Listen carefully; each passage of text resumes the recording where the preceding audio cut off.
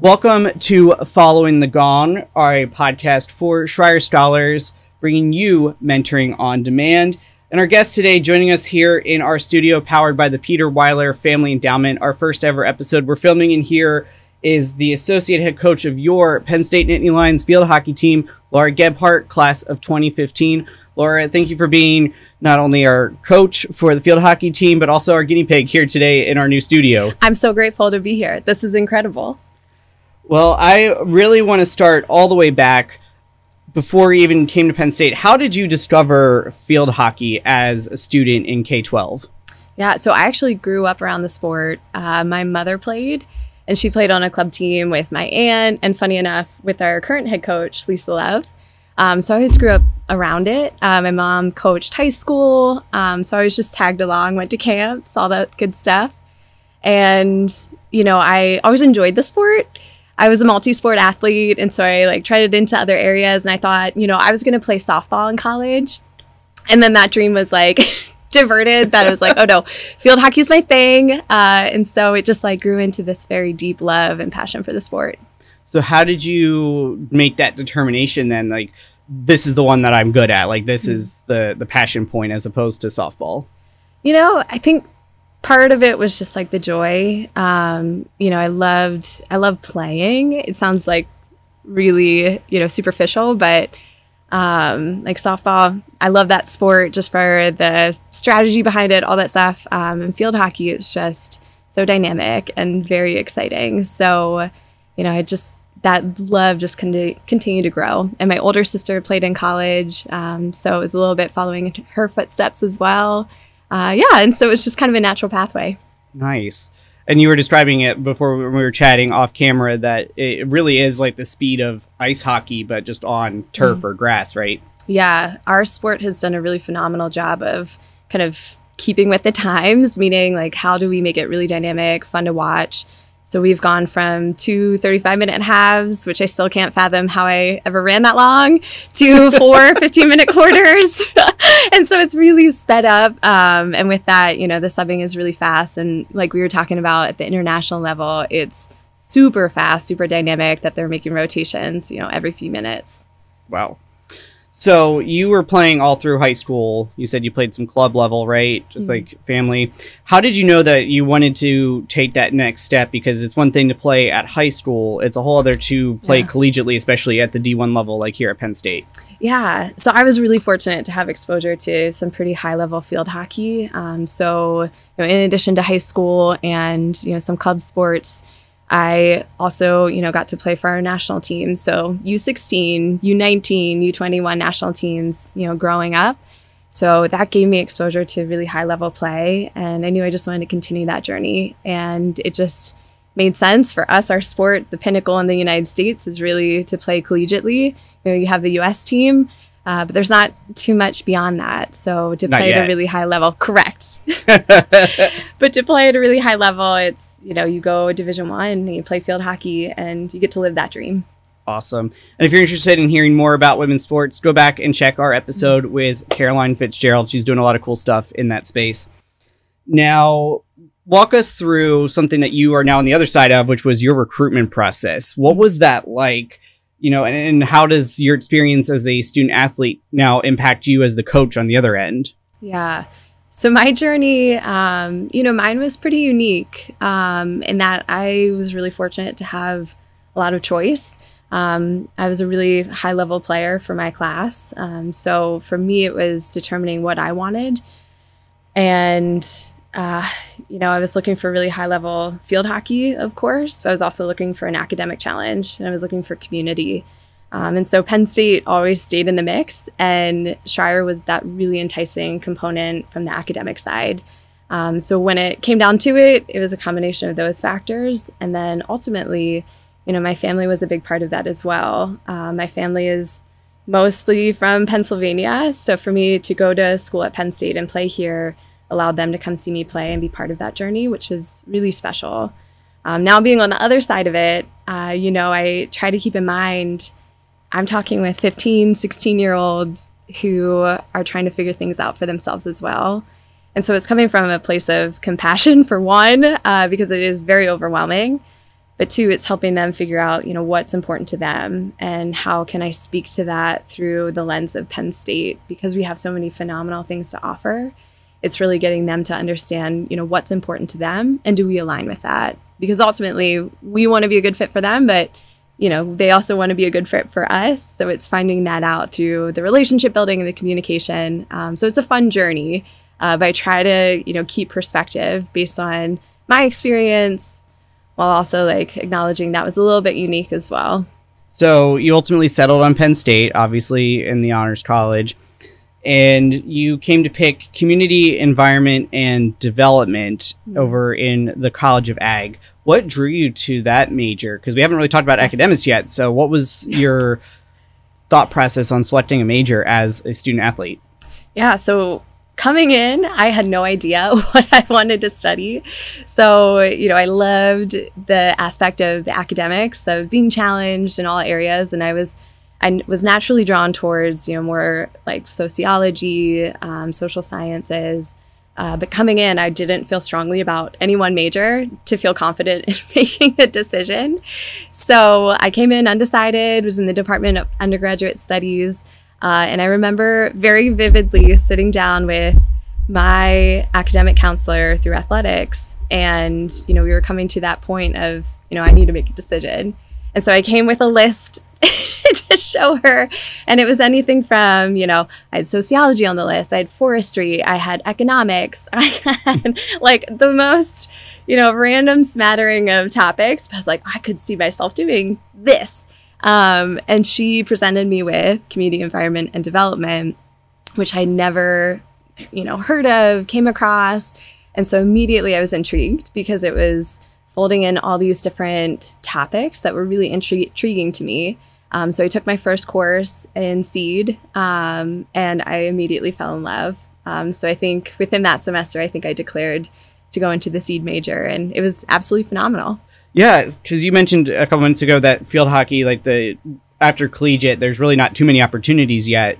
So how did you start thinking about what did you want life to look like after field hockey as a collegiate athlete? Yeah, so I was trying to figure out what that looked like. And SEED was the first, sitting in I forget what it was. I think it was an urban studies class. It was the first time I was really feeling strongly about, either urban development or city management. That was just very interesting to me because it was bringing ultimately people together and, listening to people and where they're coming from and how do you come to solutions in these really complex problems.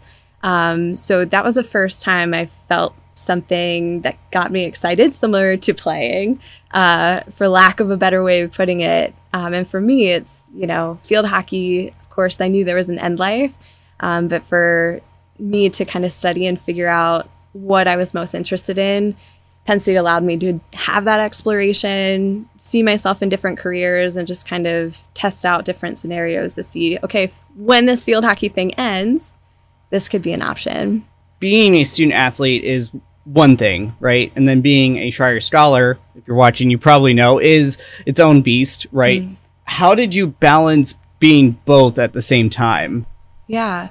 I think in part because I didn't know anything different. It was just we're going to go all out. I think the biggest piece was just being really on top of my time management. And you hear that with any student athlete, let alone scholar athletes. It's just balancing your schedule of, you have the sport component that is pretty set.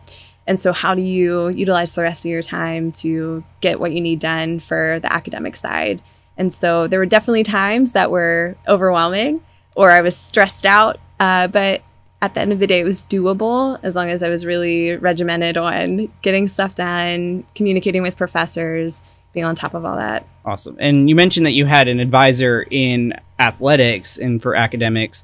How did that mesh with having your honors advisor in your, you called it the SEED major? Yeah, so it was pretty complimentary. So on the athletic side, that the focus of that academic advisor is really make sure I'm on track for eligibility. So I'm meeting any degree requirements, all of those things. And she was incredibly helpful with just providing a very general overview of what was available, whereas my community environment and development, or SEED advisor, helped me more specifically with the content of the major and helped guide me, when I was contemplating thesis topics or trying to figure out what direction I wanted to head from an academic standpoint. He was immensely helpful, incredibly wise. We'll talk about thesis in a minute here, Laura, but shocker, as a scholar, you found time somehow to not just be a field hockey player and a student, but you also got involved in different organizations on campus. Can you talk about how that worked for you and why you chose to get more involved beyond those demands that we just talked about?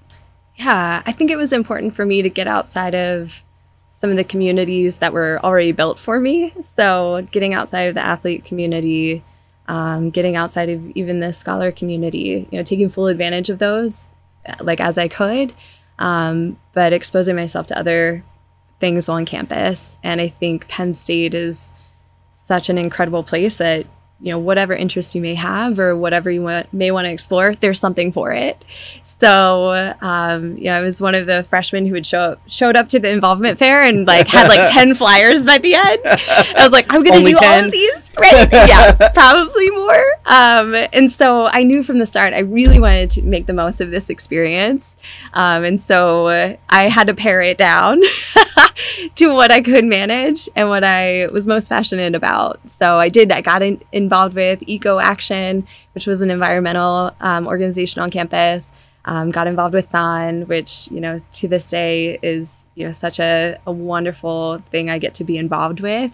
And then with our student athlete advisory board. So it ran the gamut. But I appreciate that looking back because it made my experience so diverse and, really valuable. I want to talk about Thon specifically because this is the first time I've had a guest where I can ask this. I've had a lot of guests that have danced, and I definitely want to hear your perspective on that. But also, did you get to do the pep rally as a participant? I did. Yes, I want to hear all about this. Oh my goodness. We have this running joke that we were always a bit of a disappointment. We set such high expectations. Oh my gosh. So, every year we were fortunate being a fall sport that the field hockey team would always be available and be able to participate in pep rally, which is just incredible. And so you come up with this minute and a half dance. Oh gosh. And so I think there was a couple years we, got some Lionettes to help us out, which just, I think, made it worse because there was no way we could look as good as them. I have so much respect for the Lionettes. I think there's a reason they don't let them officially compete in it because they would just, just dominate, right? I could watch them all day. I wouldn't mind. If they won, I don't care. But yeah, I think it's funny too. It's like you have these athletes who will play on big stages and are fine. But you put us on a stage in front of thousands in BJC and, some people step into it and just, really are emboldened by this opportunity to dance, not necessarily well, but dance with a lot of energy. And some are just freaked out.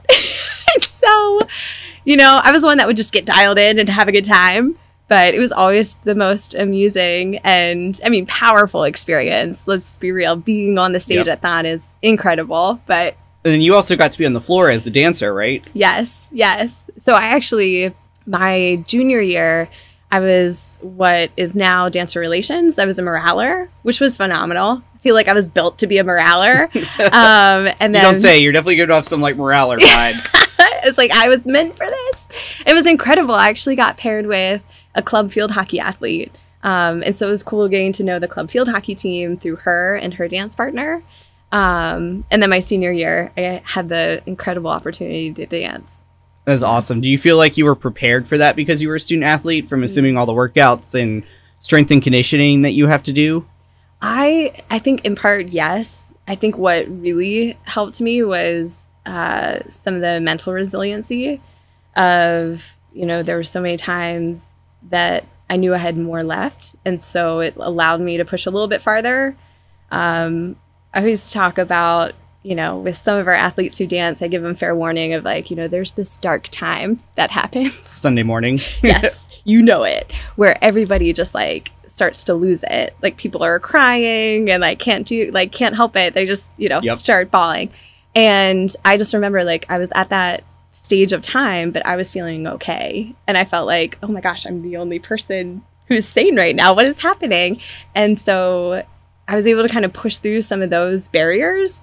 But by the end, I was about to lose it. Like, it was funny. Mine just was delayed. And I think a large part of that was because, with all of the mental resiliency or having to push through things with athletics, I just got to a very different place at a different time. So that's definitely an accomplishment, and completing your thesis and ringing the gong is also an accomplishment. But on the field, what was the best memory that you have as a player with your teams? I'd say one that sticks out is really early on. It was actually my freshman year. We were hosting the Big Ten tournament here at Penn State, and we got into the final match, and we were playing Michigan, and it was just a brutal game. Big Ten field hockey is very Penn State, physical. Michigan, any sport. Yes, exactly. Yep. So, it was brutal. And I'm a person, I'm really bad at remembering scores or specific details, but I'm I couldn't tell you what the score was, but we won. That's what matters. That's all that matters. You got the dub. Exactly. Yep. So it was just this really cool moment. And for me, it was freshman year, it was just solidifying almost that in that moment, it was I made the right choice. You always have doubts, or at least I did, going into college, did I make the right choice? Should I have gone somewhere else? And winning in that moment, it was no, I'm in the right place. Nope, these are my people. Yes, right? And it was just awesome. There were streamers coming from the stands. It was such a magical experience. And it just set this really cool foundation for the rest of my time. So that's probably one of my tops. But man, there's so many memories that were just incredible being part of that program. Awesome. So you win the Big Ten as a freshman. Your last year, one of the last things you get to do, ring the gong, turn in your thesis. What did you write about? Ooh, so I actually wrote about, funny enough, Penn State athletics. That shocker. I know, right? So Penn State athletics was my case study, but I was focusing on equity in collegiate athletics. And so it was looking at institutions of basically how did we get to this point of men's sports versus women's sports and how those are valued and the investment in those, but also looking at perception. So how do athletes feel, more specifically women athletes? Do they feel like it's equitable or not? And I was really driven by my junior year. We celebrated the 50th anniversary of women in sports at Penn State. And there was this phenomenal event where we heard speakers from every decade. And hearing their stories was just so empowering. And I felt called to kind of continue that story of we've come so far, and yet we have farther to go. And so it felt, I don't know, it was kind of off topic for my major. So it was funny kind of getting to that spot of deciding on the topic. But it felt like something I needed to do at that moment. Absolutely. And I'm sure it'd be interesting to go back and revisit it with everything in the past decade relative to the explosion, it seems, with the WNBA, in particular, NWSL. Yeah. Maybe someday there's a professional field hockey. Right? We would love that. Maybe I could get back in shape and we could do this again. You didn't go straight into coaching. You kind of had a figure it out kind of period, for lack of a better description, Laura. How did you decide what was next after Penn State and, or at least your first time here, right? Yeah. Because you did ultimately come back, obviously. But how did that first couple years out of school go for you? Yeah. So I was sort of in I guess we could call it a fortunate position that I knew immediately after graduating, I was going into training with the U.S. team. So during my time here, I was a U.S. national team member. And when I graduated, I was going to go into what's called centralized training. So you're training full time. At that point, we were based in Lancaster, Pennsylvania, conveniently enough, 5 minutes down the road from my parents. So that was my plan. So graduated, went into training. And then a month later, I was told, in addition to, a couple other collegiate athletes who had just graduated, entered the program full time, that we were going under a reassessment, which was fine. I was oh crap. You mean you as the players, or you as the program? As a player. So it was us, and there was a few other current full-time athletes who were then having to play in a tournament that we used to have a tournament that was kind of a tryout almost for the US team. So we were thrown back into that, which again, fine. But we got to the end of that and essentially was told, you know, we're not going to invite you into centralized training. And at that juncture, I had to figure out, you know, do I go abroad and play and then come back and try to get back on the US team and kind of delay life is how I had it in my mind. Or do I get a real job, quote unquote, a real job? And so at that stage, I felt it was time to, you know, start life. I didn't want to, I know I wasn't, but I kind of felt like a burden if I was going to hang around and like play and like not make much money and, you know, chase after this dream. And it was tough too, because coming from Penn State, such a rich team culture, really positive environment. And the US team at that time, it was just a very different environment that I didn't necessarily thrive in. And so I was already kind of burnt out from working with that team. So to go into it full time and want to get back to that, it was a hard sell. So I was like, you know what? Let's go for this real person job and see where it goes. Because I loved my major with community environment and development. So I felt really passionately about pursuing that as a career. So it was weird with the timing. You know, I had graduated, didn't go to any career fairs because I thought, you know, this was all lined up. We'll figure that out later. And so all of a sudden it was like, I need to figure out how to get a job. And at that time, a friend of mine, we grew up together. Funny enough, we played at Penn State together. We were roommates. She was a year ahead of me. She got a job working seasonally in Alaska. And, you know, I called her up after I was dropped from the team. And she was like, well, we need another deckhand for the ferry boat. A deckhand. A deckhand. And so kind of on a whim, I was like, okay, like I'll come up. So I flew up to Alaska and I was working up there for a few months. And at the same time, I was applying for jobs and, you know, exploring different things.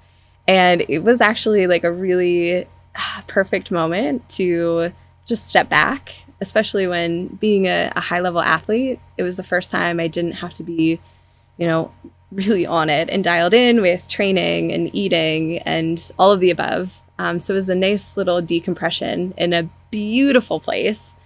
And so it was a pivot that at first made me really uncomfortable because it wasn't charted out and it didn't feel like it was a success, for lack of a better term. But it ended up being exactly what I needed at that time. Yeah. So what advice would you give to scholars particularly, but and maybe you've had some situations with some of your players where, you know, they are used to succeeding and then they hit a roadblock. So drawing on that experience with the US team, you know, especially probably that was right before Rio, I imagine, right? And like, what would you say to them about that setback? I'd say it's an opportunity. You know, at that moment, it may be very jarring. But there's a path that always opens up. And I do think, you know, some things just open themselves up later down the road. You may not know what path it's going to lead to, or where the path is going to lead, but trust in that and trust in your abilities. And just because you didn't necessarily succeed in that moment didn't mean you've failed. You know, there's so many opportunities. You just need to be willing to pivot and stay true to your values, keep chasing after whatever your dream may be. And if your dream needs to change, that's okay. And if your dream stays the same, find a different path to get there. Ooh, I like that. Now, you mentioned that you were this seasonal temp deckhand, and presumably you weren't like Ryan on The Office, who was the temp forever. It seemed like you had to have moved on, and you did some nonprofit roles you had shared. But then you were also kind of coaching simultaneously. Walk us through that next stage of your journey. Yeah, so funny enough, before I left for Alaska, I spoke at my local Rotary Club. They had invited me to come speak. And at the time, it was because I was part of the US team. I was like, well, that's changed. They're like, it's fine. Still come. And so part of my talk with them was, you know, my life is pivoting right now. But here are things I'm really passionate about. And one of them was economic development. And somebody in that audience actually was on the board of our countywide nonprofit economic development organization. Convenient, right? It's wild how things happen sometimes. You said yes to speaking there, right? And exactly. And sometimes when you just put things out there, magic happens, right? So that gentleman approached me after and said, hey, I'm on this board. And at that time, they were thinking about adding a new position. I was like, I would be super interested. Let me know. And actually, during my time in Alaska, we went through some phone calls and some interaction, but then they put the hiring on a pause. And in my mind, I thought, oh, they already hired someone. It's fine. I'll figure something out. But when I got back from Alaska, they were reopening the job. And so they brought me in for an in-person interview, and by some miracle, I got the job. And my boss at that organization, to this day, I consider one of my mentors. She's absolutely phenomenal. So I started in that work, and I felt like I needed a break from field hockey, but that quickly, that need to be part of the sport quickly returned. So within, I think, my first year working at that job, local high school needed a new head coach. And so I talked with my boss about, potentially going after this. And she said, absolutely. So I started coaching for a high school. And that's in addition to your day job, right? Yes. Yep. So it was actually really funny. I'd leave my day job and be like, not speeding, but driving quickly to practice and be like changing in the car on my way to practice. And I apologize for anybody on the road. I may have flashed at some point, but it's like, get to practice and then we dive right into it. So it was a little chaotic, but, nothing out of the ordinary from my time in college where it's like, I'm used to this schedule. So that was such a great experience. Such phenomenal young women I got to coach. And yeah, so that was just a nice little balance of non-field hockey and field hockey.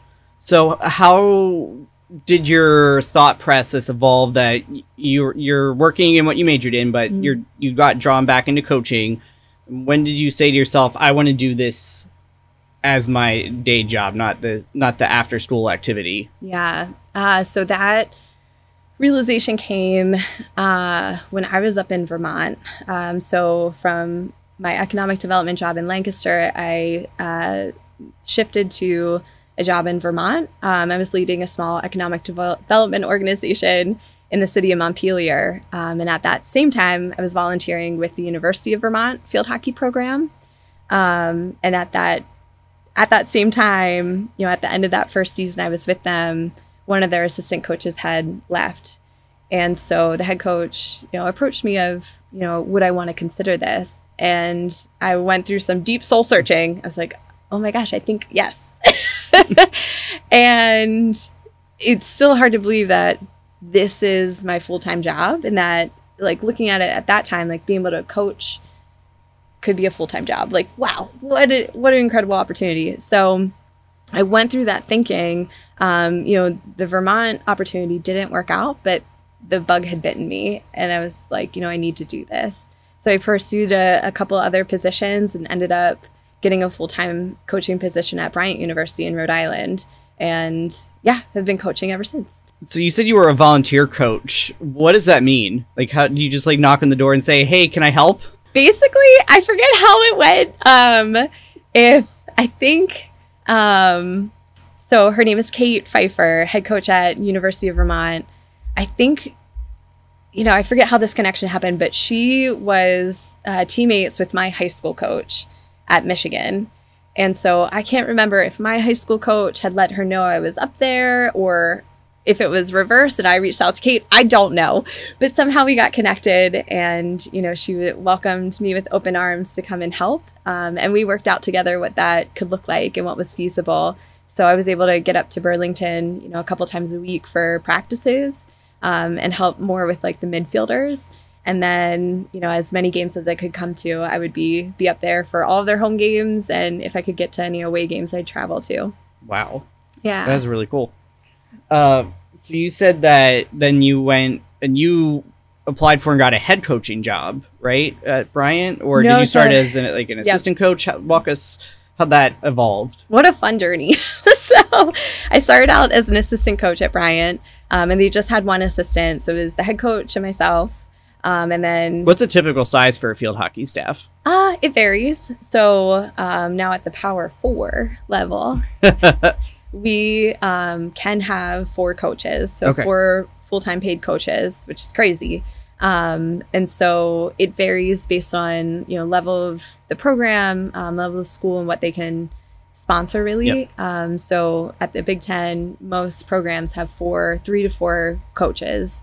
But when you get to some more mid-major or lower tier Division I schools, it's usually around 2 to 3 coaches. Gotcha. Yep. So it was just the 2 of us at the time. And, our head coach at the time, he was originally from the Netherlands, and he and his family decided, it was time for them to move back. Totally made sense for them. But then they made that decision. He got a great job, and then COVID hit. Oh gosh. and then just chaos ensued. And so he was on for, I think, a month or 2 during the first COVID shutdown. And then he officially resigned. And so I was put in as interim head coach. And then eventually was, the whole building didn't burn down. So I was elevated to the head coach officially. And I took over that program. And then honestly, not too long after that, Char Curtis called me up to bring me back home here. So it was a very, kind of chaotic time at Bryant and tumultuous, given COVID and just the team dynamics and gosh, like envisioning having this whole 5-year plan for this program. And then all of a sudden, the carpet getting ripped out from underneath. That was really hard, but ultimately the right decision to come back to Penn State. So what was it? This may be one of the silliest questions I've ever asked, but like, what drew you to take that opportunity to come back here? It was a couple things. I think one, being a head coach, I quickly recognized how much more I wanted to learn to be able to properly serve my athletes. I think I could do, my best, just still wasn't enough, and I thought I could do better by them. So, while I was in that head coach position, was doing everything I could to learn and implement and communicate and all these things. But I knew I needed to grow more and ultimately would want to be under someone I could learn from before stepping back into a head coach position. I think getting the call from Char, you don't say no to coming back to. She's kind of a legend, right? Correct. And it's actually comical. So she called me. I was on a dog walk, and it was great. I had just bought a house. It was wonderful. And, Char's calling me. What could this be? And she, and, then my whole life gets turned upside down. If she says, we have an opening, would you be interested? I was like, oh my gosh, we're maybe 2 weeks out from preseason. This is probably this time of year where we're really close to season. And I say, could I have 24 hours?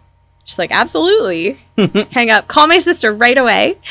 And I lay it out for her. And all she says is, don't be stupid. Great advice. Great advice. No matter the circumstance. Exactly. And I was like, you're right. You are right. And so I think the difference is, you're stepping back into this place that, it aligns with my values as a person. I love these people. I love Char. I love LB. To be able to come and coach with them is an absolute dream. And, to be... LB is the current coach, yes, right? Yep. So at that time was the associate head coach and worked with Char for, 29 years. So LB also coached me. So it was really coming home. And I think the reality too of, being able to coach at the Big Ten level versus at that time, Bryant was in the Northeast Conference, just very different resources, very different opportunities. So it was really hard to say no to that. And especially coming closer to home, to my family, and once again, coming full circle, giving them the opportunity to be part of this as well, felt really special. So what you talked about this is hey, this is an opportunity. I might have a lower title on the org chart, but it's an opportunity to learn. So what are the different roles and responsibilities on a coaching staff between the head coach and the associate assistant, even the trainers and GAs and the other folks that are around? Yeah, I mean, we're very, and even at that time, talking about when I first came back on staff, it was a very collaborative staff, kind of shared in everything. And there were certain buckets that people would, oversee. One of my strengths, we'll call it, is bringing, kind of looking at things strategically and bringing order to some stuff. So I did really work for us as a staff to get a little bit more organized in the sense of let's have ownership over some of these buckets. So we have almost like a project manager in the area of recruiting, in the area of our budget, in the area of game logistics. So we started to hone that, but everything like remained very collaborative. I would see kind of the org chart as the head coach is dictating the vision of the program, direction of the program. They're like the CEO, Yep. right? And then as an assistant coach and as the associate head coach, it's helping with that implementation of how do we make that dream come to fruition. And so in all these different areas where we work of, on the field, off the field, recruiting the next generation, alumni relations, all these components, it's how are we living out the head coach's vision in all those areas and making progress towards whatever goal we're trying to aspire towards. So is your goal to eventually, when the opportunity arises, to move to a head coaching role? Is that something? Yeah, that's a great question. Because it's one of those I'm always like, maybe. And I would love to be a head coach. And yet with athletics and where we're at right now, it's really hard to look into the crystal ball of what this looks like in 6 months to 5 years, right? It's wild. And so I remain very open to, I want to coach as long as this fulfills me. And I think having a career in economic development before this gives me some confidence, comfort, knowing I can do something else. Yep.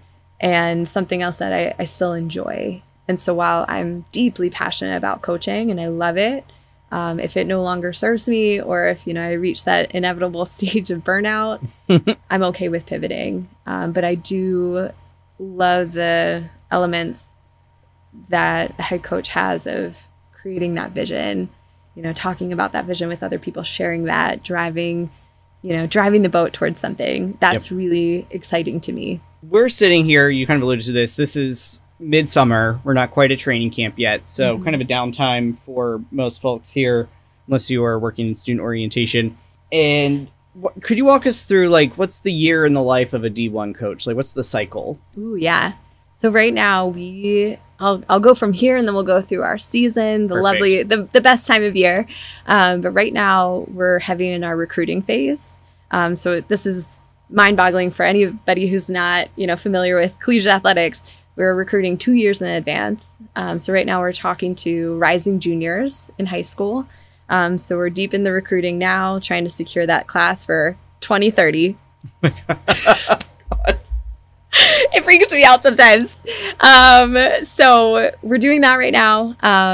Meanwhile, kind of on the side, we're starting some of those higher level conversations of what does preseason look like, preseason camp, what do we really want to hone in on. So full speed ahead on recruiting and just starting to work on some stuff for preseason.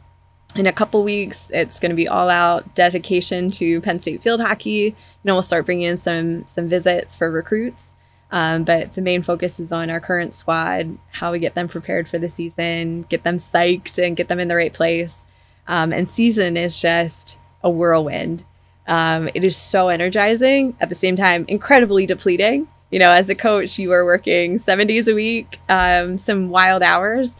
But the joy of it is it's something that gives me energy. And so it doesn't feel like you're working 24/7, 7 days a week. But yeah, so through season, we start mid-August, go hopefully to the end of November. That's when our national championship is. And then we have a nice little lull in December. We'll do some recruiting then.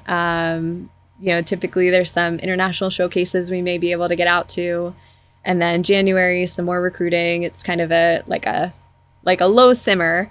At that point too, we're starting to just gear up for our spring season, which is, our non-competitive season, but we focus a lot on practice and training, strength and conditioning. So we start contemplating that, what that looks like, start to schedule that out. And then, was it mid-January, the students come back. So we get back into practice pretty quickly. We have 2 segments in our spring where we can mostly do strength and conditioning in the first segment, and some skill work. And then we'll launch into what we call our 20-hour segment, where it's like full on practices again. So that'll run from like February to April. So we're back all in, still doing recruiting in the side. It's just funny, like things will just kind of wax and wane with the attention. So is it fair for the sport that probably most folks are familiar with? It seems like it's almost mirroring what the cycle of the football program. Yeah, exactly. As a comparison. Absolutely. Yep. So fall sports all kind of mimic that cycle with football of competitive season in the fall and spring. You're really focusing on development, looking to get fitter, faster, stronger, better at your sport. And then we hit another lull again around May, and then we're launched right back into the recruiting. So pretend you're in season and you've got a game coming up in a couple days, generically.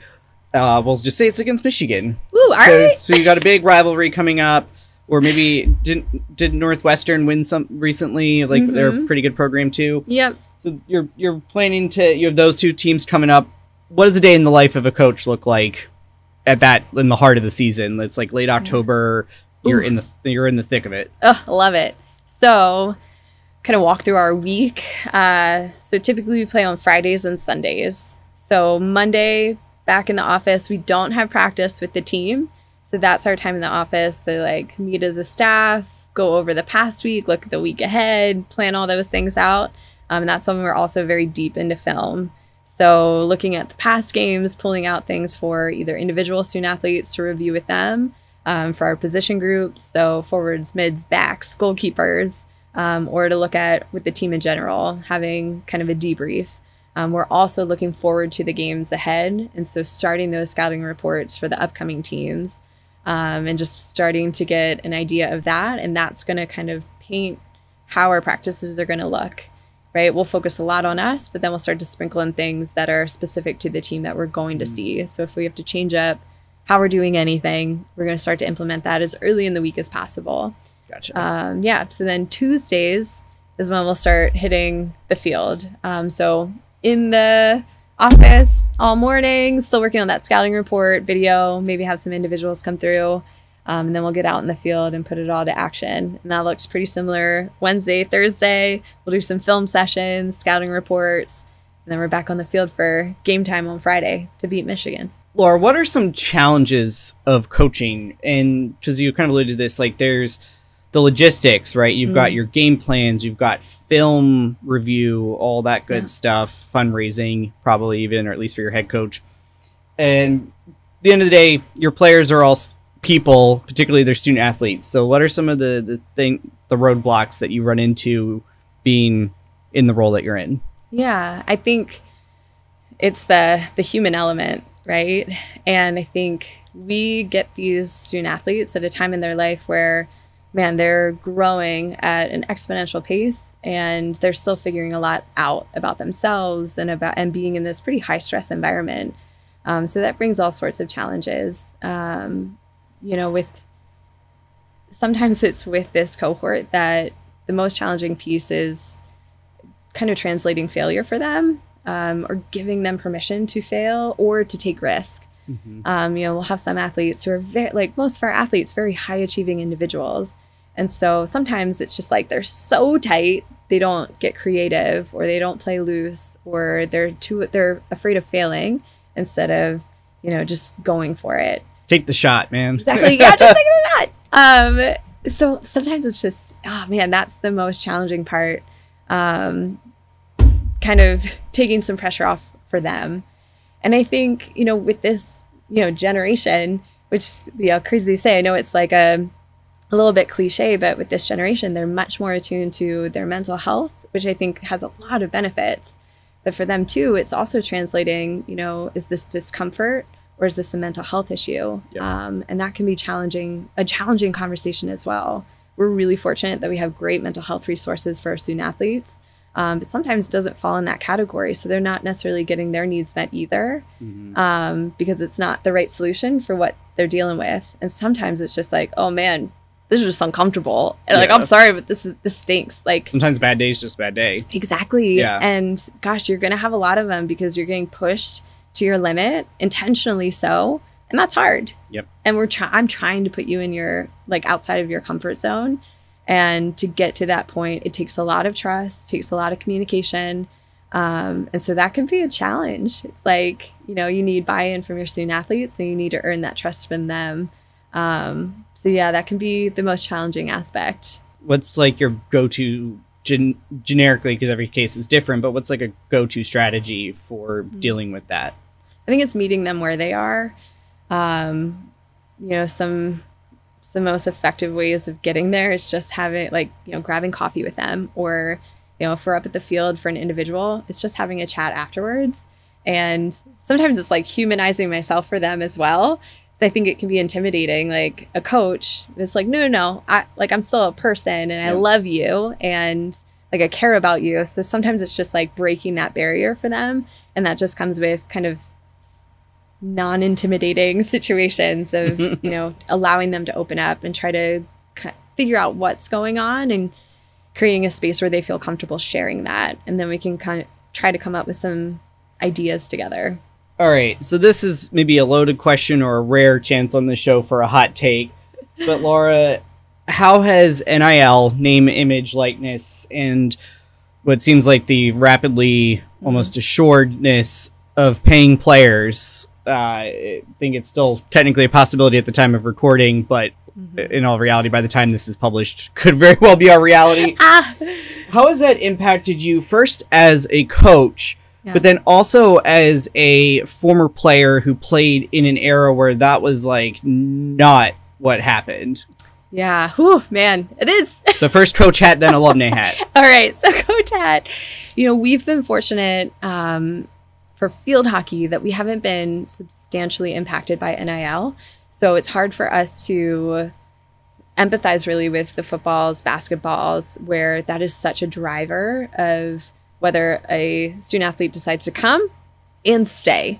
And so we're still able to have conversations with our athletes and recruits that still kind of, you know, feel nostalgic almost. So we're talking about academics, we're talking about team culture, we're talking about these intangibles that are really important rather than just dollar signs.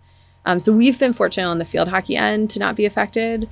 But the way that sports, collegiate athletics is going, we are going to feel the effects in some way, shape, or form. What that looks like, who knows? And that is what can be really jarring.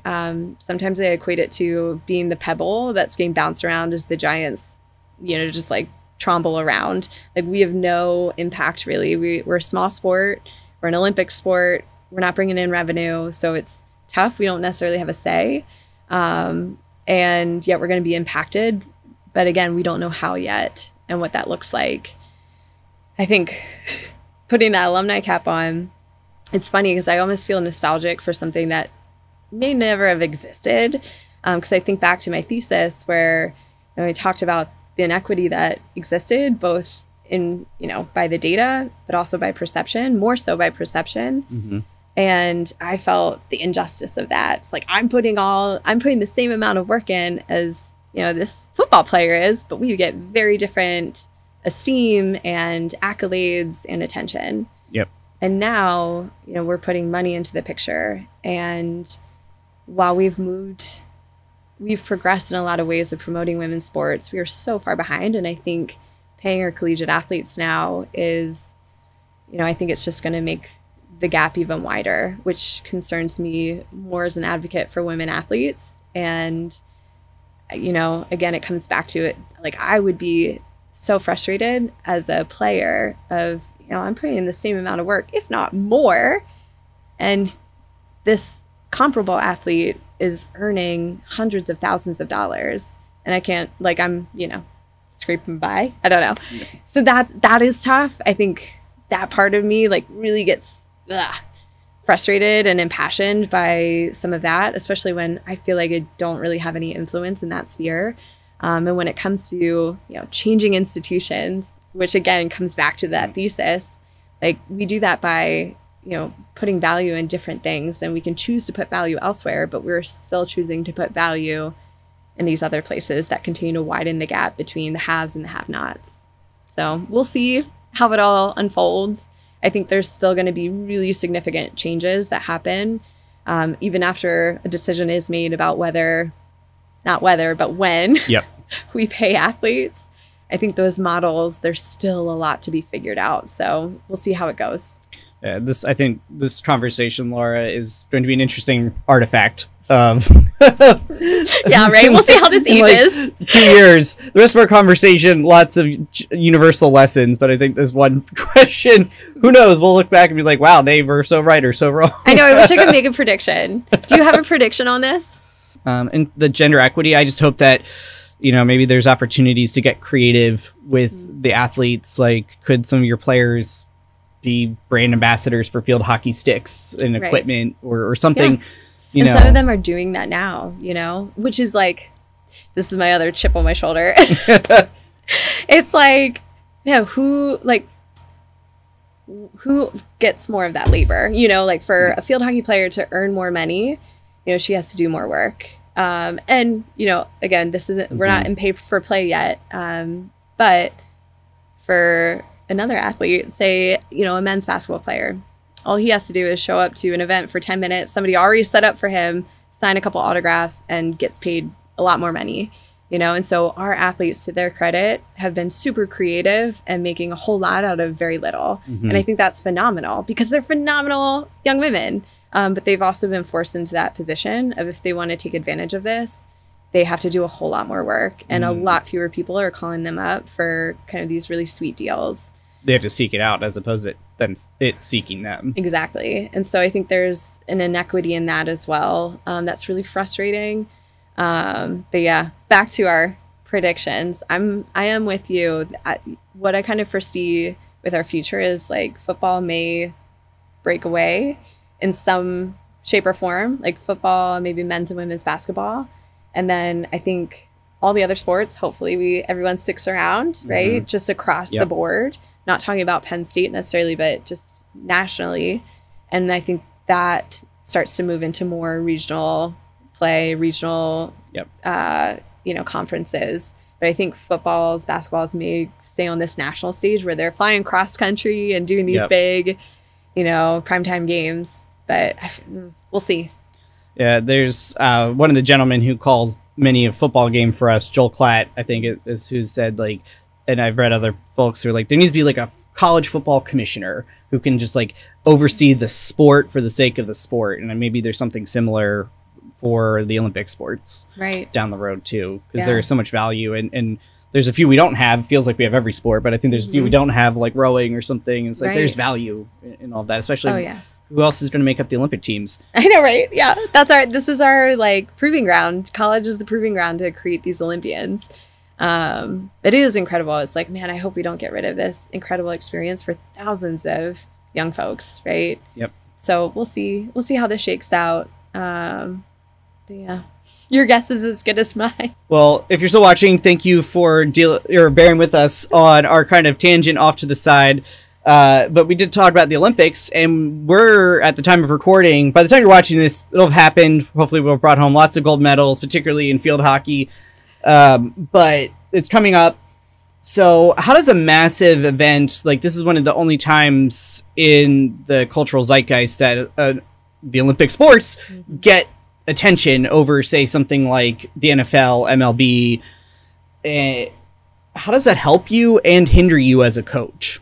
Yeah, from the help standpoint, oh my gosh, this is an incredible opportunity to just get athletes and our sport specifically recognition of, we're on this platform of, oh my gosh, there's no comparison, right? So there's, young children that are getting to see these different sports being played. And I just think back to when I was a kid watching the Olympics, like, oh man, I was like doing high jumps over the bed frame. Like I was so into it. It's like you get so inspired in this moment. And I think that's what the Olympics is all about. It's inspiration. And you see these phenomenal athletes do incredible things. And so from my standpoint, man, this is only a positive. It gets recognition for our sport. It gives amazing recognition to our athletes. And we have two Penn Staters representing the field hockey team, which is awesome. You said one's a current player, right? Yes. One's an alumna. Yep. So we have Fia Gladio, who is a current player. She is on the team forward. And then we have Jenny Rizzo, who's a goalkeeper. So she's the alternate goalkeeper. So she's traveling with the team and ready to get suited up should anything happen. Both absolutely phenomenal individuals. Can we like claim to like goalkeeper you between her and like Alyssa Nair for women's Seriously. soccer? Our friends in athletics marketing, you're welcome. You can have that for free. Trademark. Yeah. So it's awesome. I don't see much of a hindrance. No hindrance. I know if there was like suddenly like such an explosion of interest every 4 years in sport where you're like, how do I handle? No, I would welcome that problem. Come my way. Good problems. Yes. So you've mentioned that you had your connection at Vermont was a former teammate of your high school coach. Have you ever had to coach against any of your former teammates? And if you have, how did you approach that? And with the personal versus the professional? And then if you haven't, how would you? Oh man. Yes, I have. I've run into quite a few of my former teammates, both at Penn State and through the US program. Field hockey is a very small community, so you're always going to run into people you've played with or, have been coached by, it runs the gamut. So I absolutely love those experiences. Seeing former teammates is the pinnacle, right? I love seeing them. And again, it's always this shared experience we come back to. And, we had such a positive experience and there's a deep love there and a deep respect. I always talk about teammates being deeper than friends. It's people you go through a lot with and you learn how to, communicate with each other, hold each other accountable, which is really tough. And it kind of goes beyond being a friend. It's like tough love. So it's like you're in between that friend and family category, right? So there's just a very deep relationship there. When it comes to separating that personal professional, I've never had issues with that with any of my, colleagues. It's always a greeting or a hug or whatever, a conversation beforehand if we have time, or just like high five and run away. Game time, we're going to be, in our own corners, like doing our thing, trying to beat the other one as we should. Yep. And then afterwards, it's always, a hug and any friendly trash talk. Of course. Awesome. Of course. So, that's one of my favorite parts of this job, getting to see these phenomenal people and seeing them in their element. That's so cool. And getting to coach against them is fun. So similar to Schreier, it's almost like its own little sorority of field hockey alumni, right? Right? Yeah, it's like your own special community. I love it. Now, we talked about like gender equity and funding, and something that's going really well for your program and is a top priority on the fundraising side in every sport is facilities. And you have a brand new rebuilt facility. I guess is the best way to describe it. Like you had the field, but the like all new, everything around it. Give us a preview, and maybe we can throw in some photos of it because by the time this airs, there'll be some games that you'll have played, so we can throw those in. But like, walk us through how that influenced everything going on with your program. Yeah, so that's been a dream of Shar Moret Curtis's for years. We always joked like we all as alums got that pitch on our recruiting visits. So me included, I saw this pitch for this beautiful stadium when I was coming to visit. And now it's finally coming to fruition, which is so amazing. And so after years, going on decades of really hard work, it's up and almost fully functional. We'll have the keys in a few, knock on wood, days, weeks. And so we're so pumped. So essentially, the turf remains intact. We used to have bleachers on the side, and so now it's this beautiful stadium that houses, we have team rooms in there that we can meet during halftime. Opponents have showers. So in the past, we've had to cart them over to Pagula or the softball facility or multi-sport facility. So that makes it really convenient for them.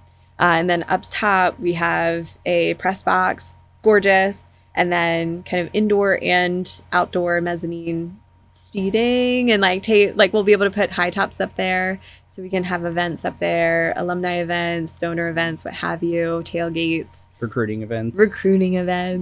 So it's absolutely beautiful. It's been fun to see it, just the development over time. and it's huge. Like, we're always struck by like, oh my God, it's so big and it's beautiful. But, you know, from the alumni side and as a former player, it's like, absolutely, we deserve this. This is amazing. Being a coach, I'm like, oh my God, I'm incredibly grateful. Like, yeah. Talk about a nice thing to talk about with those class of 2030. I know, right? And beyond. I know. Oh my gosh. So that was the last main question I had on field hockey and your journey to date before we get to the wrap up kind of questions, Laura.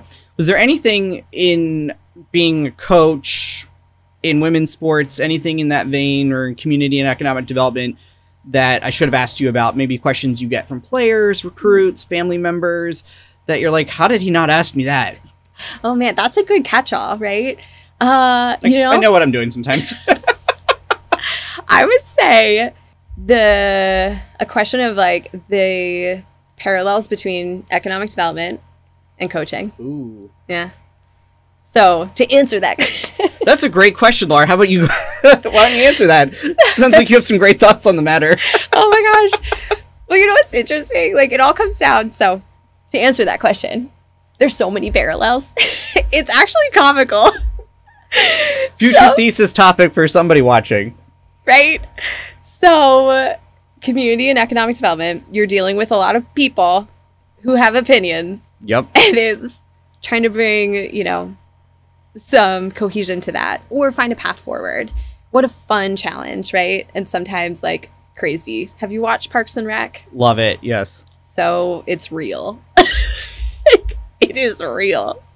You are Leslie Knope, aren't you? Oh my gosh. I wish the dream.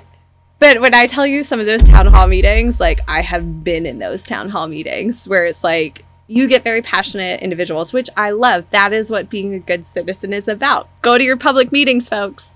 But some things that come out in those public meetings, you're just like, what is happening? It's wild. But at the end of the day, you know, economic development I loved it because it was some of these really complex problems.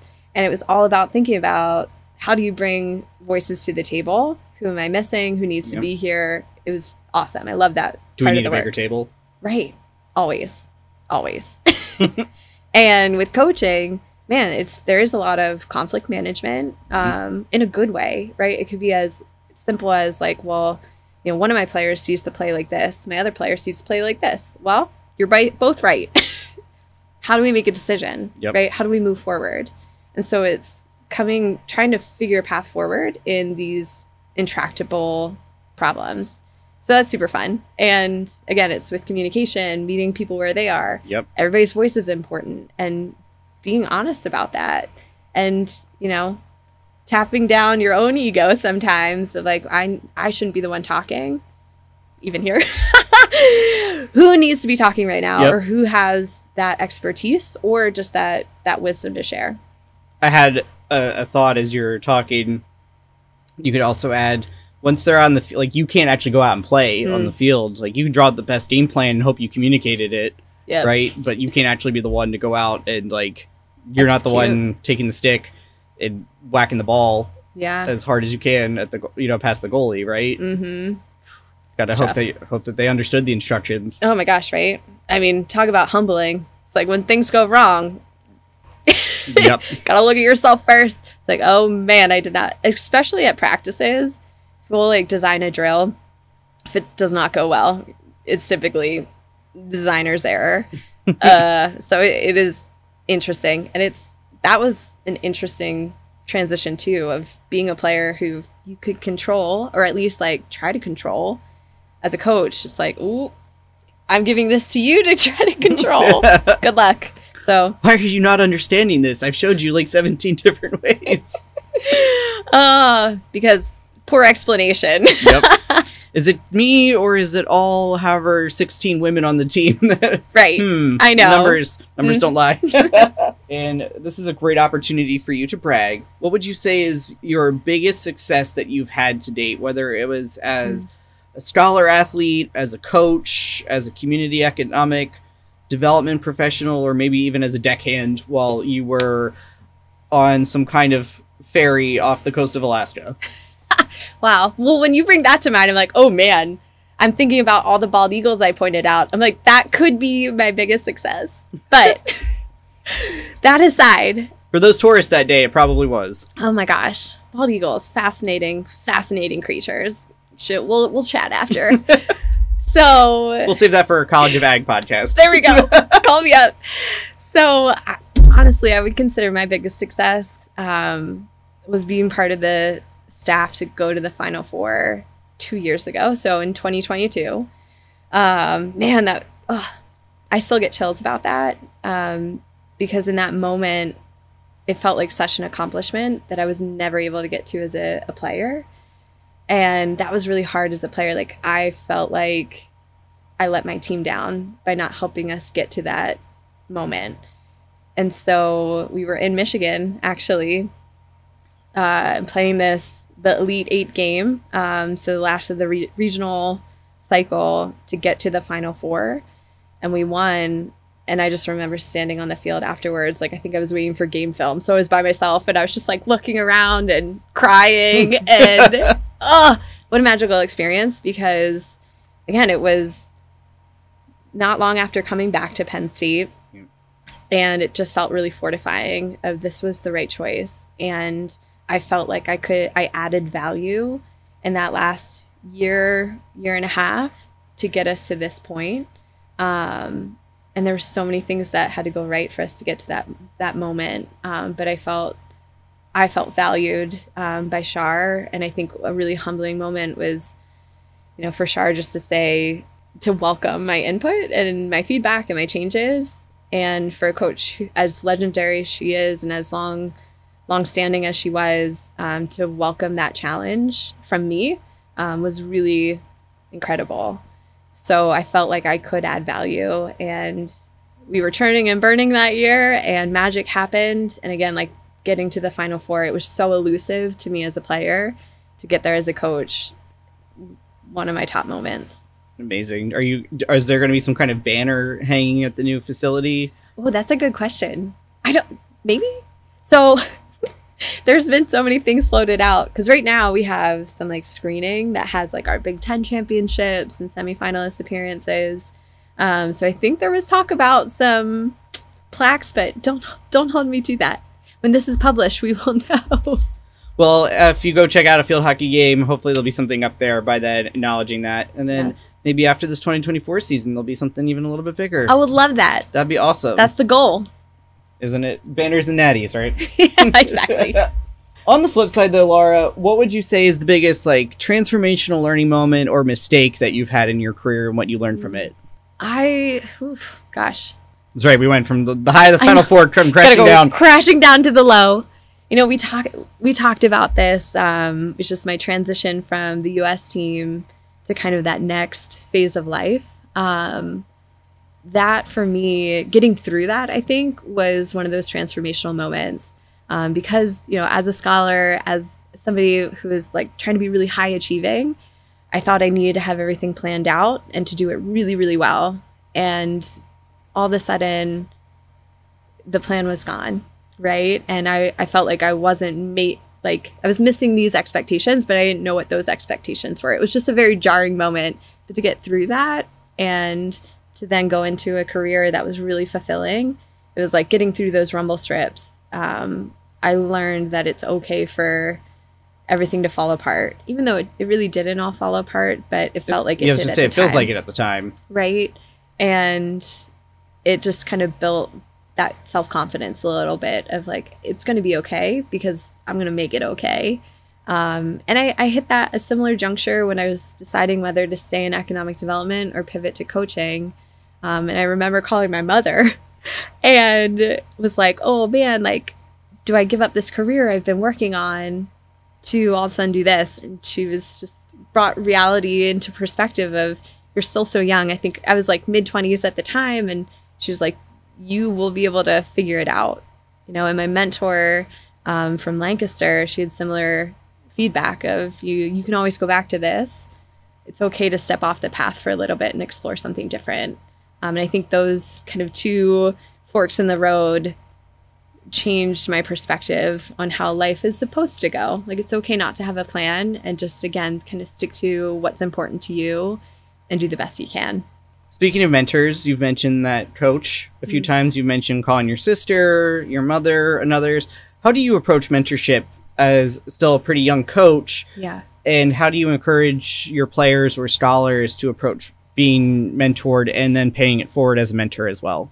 Yeah, I am in this like really kind of fun time where I think you can always benefit from being mentored and mentoring somebody else. But I feel like I'm in a place in my career where I actually feel at least a little bit more equipped to mentor somebody. A few years ago, I was like, I just can only get the mentoring.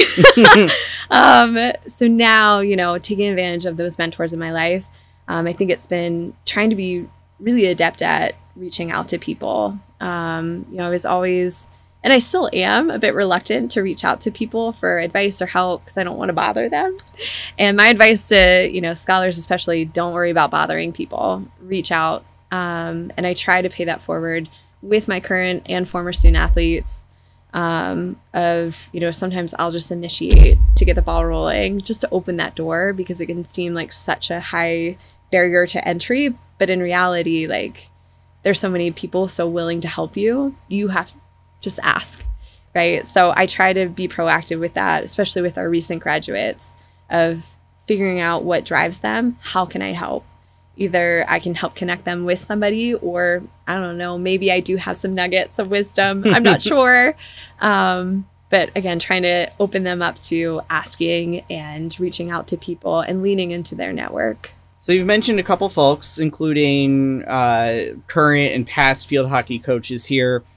Are there any professors, friends, teammates that you wanted to give a shout out to here at the end of our conversation? Ooh, yeah. So I think professors, Tim Kelsey and Ted Alter in community and economic development, or community environment and development, phenomenal professors and so formative for me as I was going through that major, and just opened my mind to different ways of thinking and perspectives. Two incredible human beings. So big shout out to them. And then beyond that, there's so many people at Penn State who made my time really special. My teammates were absolutely part of that crew. So shout out to all my teammates. I love you so much. And, there was just so many really incredible people through the university, kind of outside of my bubble, who made my time really special. So shout out to them, whether they were students or, professors or advisors. Again, I was really fortunate, and there's so many people who are fortunate here to have a very strong village to lean on. So just a general, blanket thank you to my village here at Penn State. One thing I did want to ask about is, as a coach, especially during the season, it's really hectic. Being a scholar and a student athlete, hectic. How do you encourage yourself and your players to find work-life balance or student life balance, or however you want to phrase that here? Yeah. I think first with my students, it's sometimes recognizing when they're in that chaotic mode, seeing a little bit of myself in them, of recognizing when that's happening, when they're getting really stressed out or really tense, just kind of meeting with them or just taking a pulse check and helping assure them that it's going to be okay. Maybe we need to pull back on some things, and what could that realistically look like? Do we need to pull back on some field hockey pieces? That's okay. Let's figure out a way to make that work. Or is there other areas where we could manage time better, differently? With myself, it's being really reflective. I am aware that I'm somebody who can quickly run myself into the ground, chasing after something. So especially in season, it's, full steam ahead. So it's recognizing when I'm getting close to that space of not being helpful to anybody because I'm so tired or mean. And so it's carving out time then to take care of myself. I walk the dog every day, twice a day. That's a very great moment for me to decompress. I have a wonderful partner who allows me to vent to him. And so, it's leaning on my support network in those moments too. And then when I can find the time to pull back, I do. So in May and, December, those months that are down months for us, I really, as much as I can, try to pull back and turn my brain off. Because typically at that time, it's like we just got through season and I have all these ideas. And so it's trying to like put myself in my own place of no, write it down, deal with it later. Exactly. Like chill. Yep. Get out of this space for a little bit and just, you know, decompress. So I try to be aware of that. It's always a place of growth for myself. But I'm always working on it. I think you've mentioned your dog a few times. You're going to have to send me a photo that I can overlay on the video here. This is a very dog-friendly podcast. Oh, I love that. So definitely need to make sure that we give what's your dog's name? Duck. Doug? Duck. Like Duck? the bird. Duck the dog. Yes. Love it. Yes. That's awesome. So, Laura, if a scholar wanted to reach out to you and connect, what's the best way that they can get a hold of you? I would say, oh gosh. Anyway, so email, that's available online. Social media. GoPSUsports.com, presumably. Exactly. Yep. Yes. So you can dig in, find me there. Otherwise, social media. I'm on X, formerly Twitter. Whatever they call it these days. Such a pain. And then Instagram as well. I have a coach account that, you know, feel free to reach out. Happy to be of service. Awesome. What's your final piece of advice that you would leave scholars with? I would recommend really work to get outside of your own bubble. So explore outside of the world of Schreyer, out of your college, your major, you know, do something uncomfortable and meet different people. Gosh, I think the most value I had was just meeting people that I would never have, you know, naturally bumped into, and such amazing connections came out of it that served, you know, my organizations and me personally. But it also just exposed me to incredible people at this university that you don't know exist until you put yourself out there. Now, the very final question I have for you today, Laura.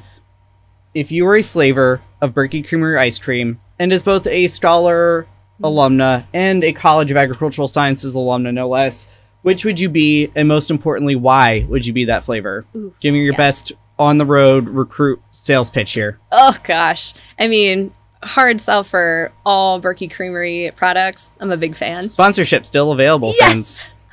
I'm here and I'm ready. So maybe we can get some field hockey players, brand ambassadors. Oh my gosh. Sponsor or the if you show. want to coach.